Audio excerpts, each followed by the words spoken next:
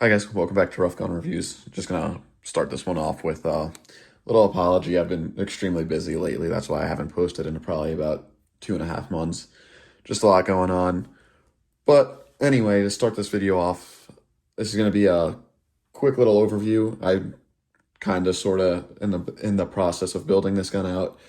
This is I'm gonna say a mix of a long range gun and a hunting rifle, leaning more towards the long range PRS type of gun. First of all, right off the bat, what it is, it's a Howa 1500 mini action chambered in 6.5 Grendel. Doing a lot of research and stuff into it. Not too many people shoot 6.5 Grendel too much anymore, and it's not as big. I don't know if it was ever really that big, but I think it's a great caliber for pretty much everything, long range and hunting. I think you could do both very well with it. Uh, If you want me to go into more detail about that, I could do another video on my opinion on 6.5 Grendel versus like a 5.56 AR or like a any other gun, 6mm arc, all that fun stuff that people are now moving towards instead of this gun or any other type of gun for either if that's long range or hunting. Let me know. I'll do that. Just to go over the build a little bit. The gun is in fact clear, just to show everybody and YouTube when they're watching this later. Gun's clear. Just going over it. I have Leopold scope rings on it. I have a Vortex Diamondback Tactical on it, 3 to 9x40. For long range, probably wouldn't recommend it. Kind of just budgeting this one out a little bit, or making it more of a budget, this gun. So I went on the cheaper option. I think I found this on sale for Midway a week or so ago for $100, where it was like a $200 scope. So I mean, technically, yeah, it's on the more expensive end, uh, but yeah, no, I've went to the range. I shot it already. I've sighted it in sorta. I need to go back, make sure everything's still zeroed. Um, Not still zeroed, but make sure we're good, or I'm good. Uh, so yeah, just no, I didn't do a lot to it. I changed the stock out on it. I just put a normal Magpul stock on it, and reasons I'll get into a little bit later on why I only put a normal Magpul mil spec stock on it. I'll talk about a little bit later on. I moved my bipod over again, just normal Magpul bipod from one of my ARs. I had it on, put it on this thing just to have a bipod on it. I think it's nice to have. It has a threaded barrel. It's 5/8 by 24, I want to say. You're not going to unscrew it all the way. So it's suppressor or any type of muzzle device you could throw on there if that's if you want that being a why can't I?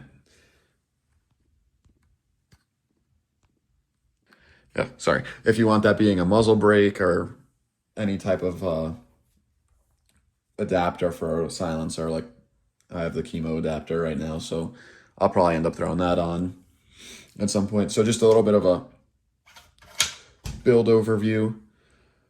At the moment, I'm gonna keep this gun in it the way it is, and the chassis is polymer or plastic, synthetic or whatever they want to call it.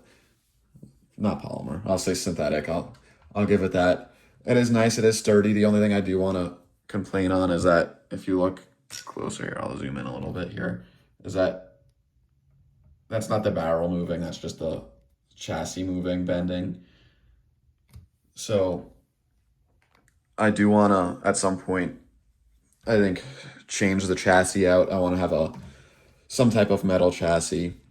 Still on a debate on what I want to do and how I wanted to go about that. That's why I have the normal mil spec like Magpul. I don't even know what the stock is, but that's why I have the normal one of those on. That's why I didn't really go all out for this build right away, just because this gun I think personally needs more stuff or other stuff than like a nice scope or something. Like a nice scope will come on this eventually. I will put this on the scope probably on one of my other ARs, probably my 16-inch, maybe. I don't know. That gun's shooting very, very well, and there's a 1x6 on it, so don't need to go crazy on that one.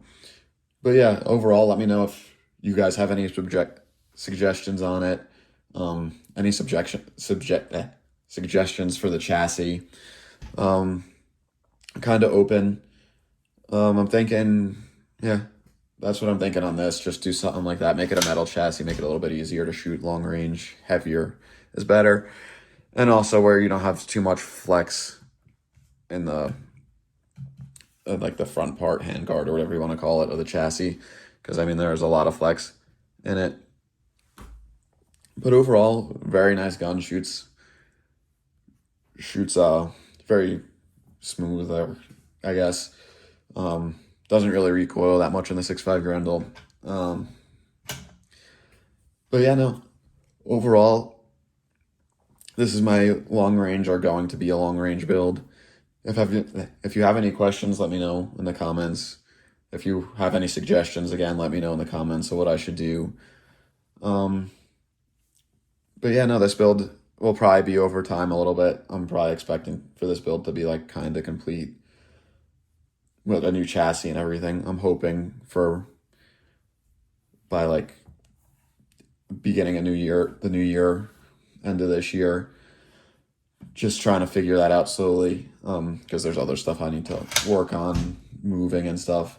So I'm hoping to have that done by the end of this year. If not, this is going to be on the top priority to get done. If you want to see anything else, if you want to see me compare the 6.5 Grendel to anything else, I'm open to doing that. I might do that anyway. Just another video idea. But yeah, anyway, let me know in the comments if you want to see anything specific with this gun. If you want me to bring it out to the range and actually record that. Also, let me know. I did film sort of putting this gun together. The video came out all right. There was just some not weird, but like the tools I had. I'll show you really quick at the end here. Literally, I don't know how, when I was torquing it down, literally snapped off, and that's one of two that done that. This one literally twisted somehow, if you see that. So the build's complete, everything's good, nothing stripped or anything, but it's just I don't want to say unfinished video, it's just a mess kinda, in my opinion. So I didn't want to throw that up on YouTube yet. But if you guys want to see it, I'm happy to put it up. You'll see me snap bits and stuff and be confused. So yeah, if you want to see that, let me know. Next video is going to be the 500 round review of the Livery Armory Apollo 11. That should be up. I should be filming that later today. But yeah, so if you have any questions, let me know. Please like, comment, and subscribe, and I'll see you in the next one.